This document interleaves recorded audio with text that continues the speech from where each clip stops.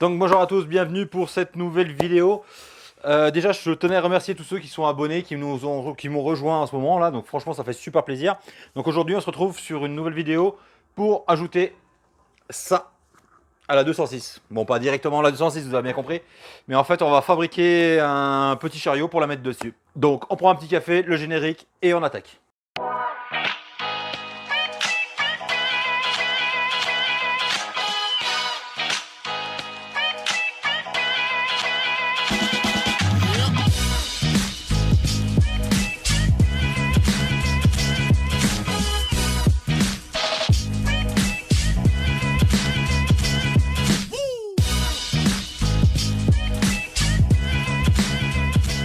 Donc en fait pour cette fabrication j'ai récupéré un ancien cadre de matelas, des bouts de tubes, il y a du 40 je sais plus combien, je vais vous dire ça exactement si vous voulez. Hop. Donc il y a du 45 et du 50. Donc en fait le principe c'est que je vous mets le schéma d'un chariot fini, je vous le mets là. Donc en fait le principe c'est qu'on va débiter les bouts de tubes, on va remettre un morceau de tube de 10 cm en angle ici. Et ça va être dessous le bout de tube, il y aura la platine, dessous le bout de tube de 50, il y aura la platine pour la roulette. Et en dessus, en fait, on en mettra le tube qui va directement sur la caisse. Bon, c'est peut-être pas très clair comme ça, mais bon, vous allez voir au fur et à mesure. Donc je le fais quasi qu'avec de la récup. Encore une fois, merci à Seb, Brico Seb, de m'avoir prêté ça ci. Il y a juste les roulettes que j'ai rachetées parce que forcément des roulettes qui supportent 200 kg, c'est un peu compliqué à trouver. Donc voilà, j'en ai racheté sur Amazon, je vous mettrai le lien en dessous. Bon, j'ai pas payé ça très cher, il y en a pour 55 € les 4 roulettes en 200 kg pièce. Donc voilà. Donc là, 4 roulettes, tu peux mettre 800 kg, tu pourrais presque mettre une voiture normale. Donc après la tôle, toutes les tôles, c'est que de la tôle de récup, que de la ferraille de récup. Il y a juste les tiges filetées, je vous ferai voir que j'ai acheté, c'est tout quoi. Il y a franchement. Mais bon, je vous le ferai voir et je vous expliquerai au fur et à mesure de la vidéo. Donc en fait le but là, ce qu'on va attaquer, c'est qu'on va débiter le sommier pour récupérer les deux grandes longueurs et les deux petites, deux morceaux de largeur. On va déjà débiter ça et après on va voir. Donc moi je vais le faire réglable que dans un sens. Il sera réglable que sur la largeur du véhicule, car moi j'aurais forcément je vois pas l'intérêt de le faire réglable dans tous les sens.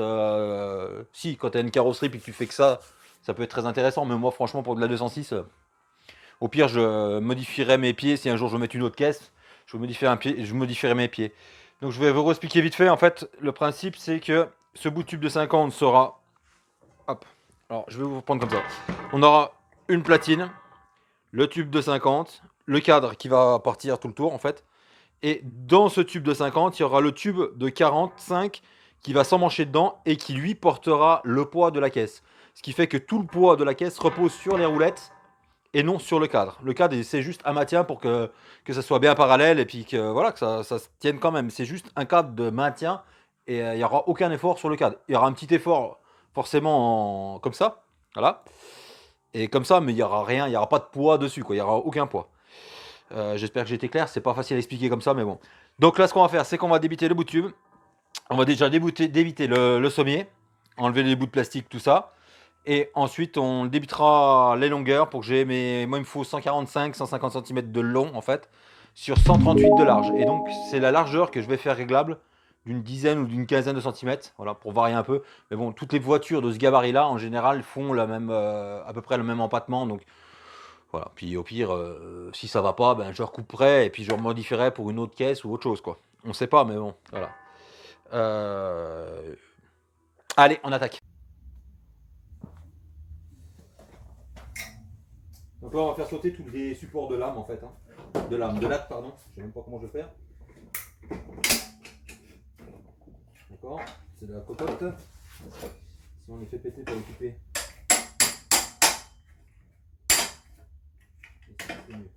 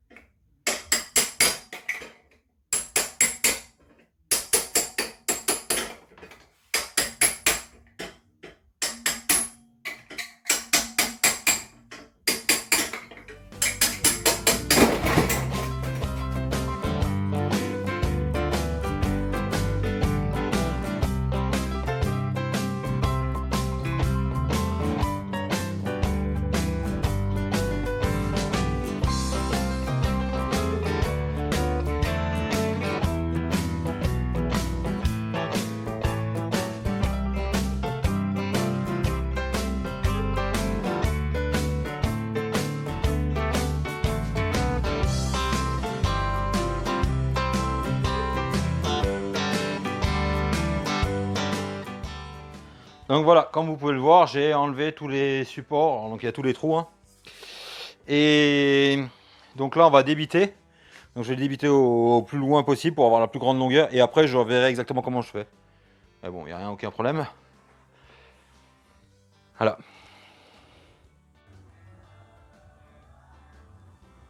Donc là, on va débiter la grande longueur. J'en ai déjà fait une, mais il y a eu un problème de caméra, elle s'est éteinte. Et je sais, ouais, ma meuleuse n'a toujours pas de protection. Mais s'il y a un problème, bah, c'est moi que ça regarde en même temps. Donc j'ai envie de dire, voilà, faites pas comme je fais.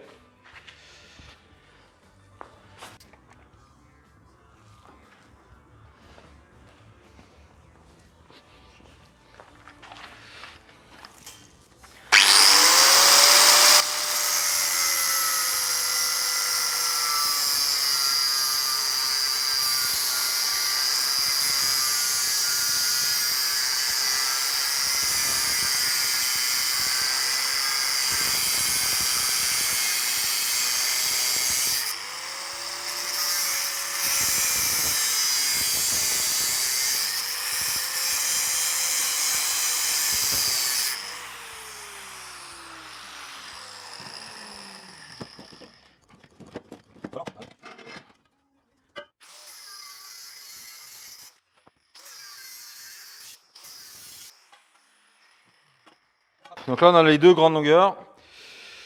Donc on va les redébiter. Encore un coup. Donc en fait, ce que je voudrais faire, c'est prendre les deux grandes longueurs. Les deux grandes longueurs. Si c'est des longueurs, forcément, c'est les plus grandes. Mais ce que je voudrais, en fait, c'est faire les longueurs comme ça. Là, ressouder. Mettre mon tube, comme je vous ai dit, ressouder. Et je voudrais faire partie réglable, la petite partie réglable, en fait. Donc là, on va mesurer exactement la longueur qu'il me faut. Je vais mettre en place la machine. Donc l'avantage en fait de cette scie, c'est que forcément, bah, c'est radial, donc vous connaissez. Hein. Donc forcément, tu es forcément droit. Il n'y a jamais de problème donc tu fais tes coupes droit, tu peux faire tes coupes à 45 sans problème. Quoi. Moi je trouve ça bien. Moi je trouve que c'est une bonne machine. Pour le prix qu'il l'a payé, qu'il l'a payé non parce qu'il ne l'a pas payé vu qu'on lui a fait envoyer pour un test, mais moi ça m'épate. Avec un disque multifonction qui coupe aussi bien du fer, du bois. Bon, après, c'est pas des coupes. Faut voir dans le temps, quoi. Mais bon, pour le moment, moi, ça m'épate. Hein. Donc là, il faut que j'ai 145. Donc déjà, on va faire une coupe pour que ça soit propre. Donc la petite cale Brico-Seb pour être dans la même hauteur. Là, on est bien droit, donc forcément, ta coupe sera à droite.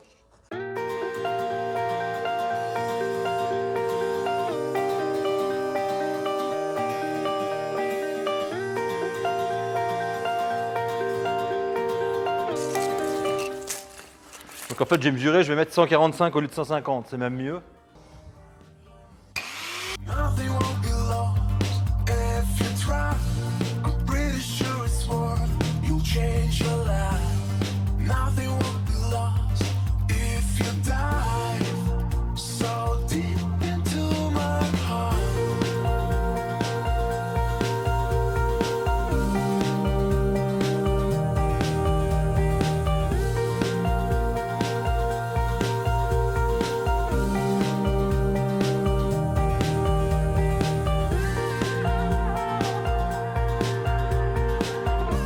Donc voilà, je viens de débiter les deux bouts de ferraille. Hein. Franchement, vous avez vu la scie, elle ne bronche pas quoi. Moi, ça m'épate une scie comme ça. Je pense qu'il va en avoir une chez moi bientôt. Allez, on va continuer.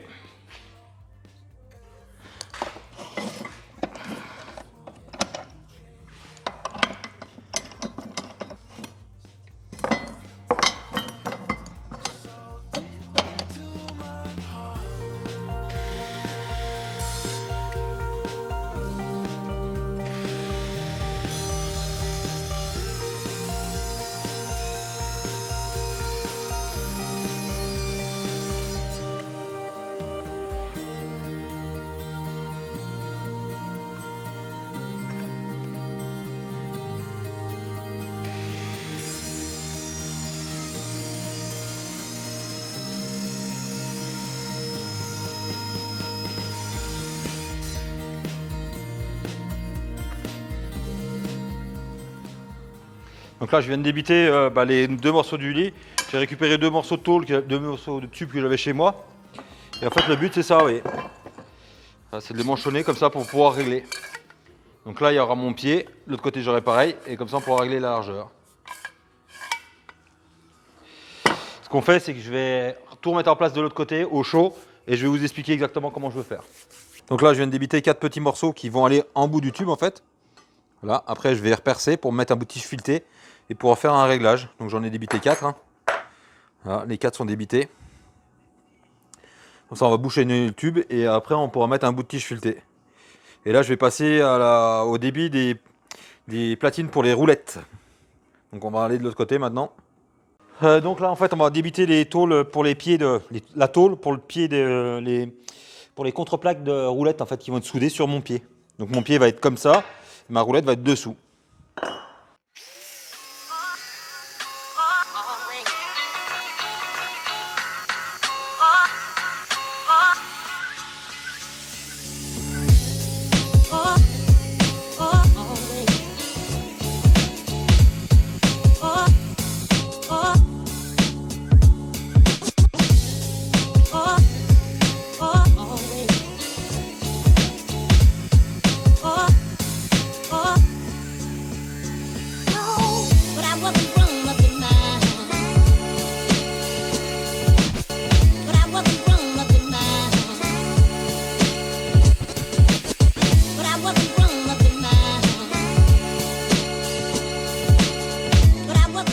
Donc là on va débiter les pieds où il y aura la roulette en fait. La roulette va être là en fait.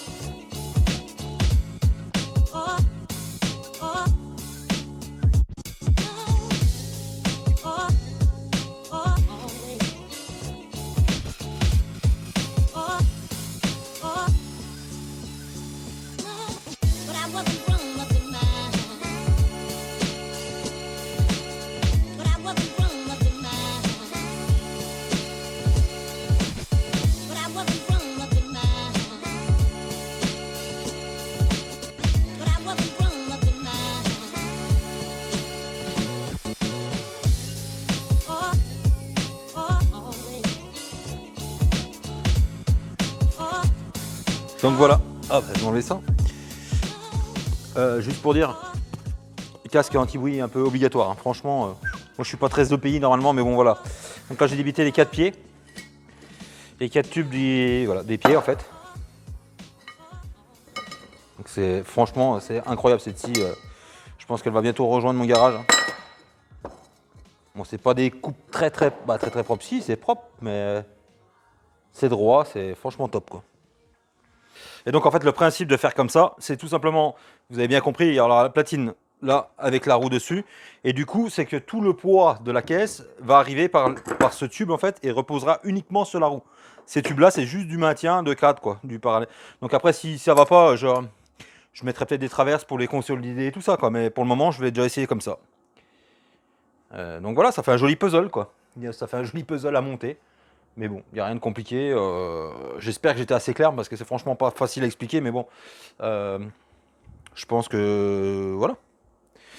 Il n'y a rien de. Non, je pense que j'étais assez clair, mais c'est. Ouais. En fait, là, la tige filetée, je vais juste en mettre un bout de 5 cm hein, à l'intérieur, quoi. Donc voilà, comme ça. Et l'écrou sera dedans, en fait. Et moi, après ça, je ressoude dedans. Tac. Et mon petit bout de tige filetée 5 cm va dépasser. Et moi je vais refaire juste une platine en dessus. Juste pour avoir un réglage de. Allez, de 1,5 cm à 1 cm quoi. Pour réussir à mettre le truc à peu près d'équerre. À peu près. D'équerre quoi. Donc voilà, j'espère que je vais être assez clair. Parce que c'est pas facile à expliquer comme ça. Hein, donc après, si vous avez vu le schéma du départ, vous allez peut-être comprendre le système. Mais, ouais, pas facile à expliquer. Mais bon. Et pourquoi je fais ça comme ça là? C'est tout simplement que ça, dans mon mancher de tube, ça sera plus costaud que de plus costaud. Et si un jour j'ai un problème, je peux changer mon tube qui est à l'intérieur avec mon pas de vis, parce que je pourrais changer éventuellement que mon dessus, mon dessus, ma platine supérieure. Mais je préfère que ce soit comme ça, tout démontable. Après, voilà, c'est mon goût. Je préfère comme ça, moi. Mais ça aurait été plus simple, oui, à la limite, ça aurait été plus simple de souder directement là et de mettre l'écrou et la tige dedans. Mais le poids de la voiture voudrait reposer sur le tube et je suis pas fan. J'aime mieux qu'il repose carrément dans la roulette coincée, quoi. Parce que du coup, ton poids, il est plus. Si je le mets là, le poids, il va être en haut. Le poids de la voiture va être en haut. Et si je le rentre dedans, le poids de la voiture va être posé sur la roulette. La force. Ouais, c'est une histoire de force, quoi. Après, je sais pas si j'ai raison ou si j'ai tort, mais pour moi, ça me paraît plus logique que le poids soit le plus proche possible de la roulette plutôt que supérieur ici. Voilà. Allez.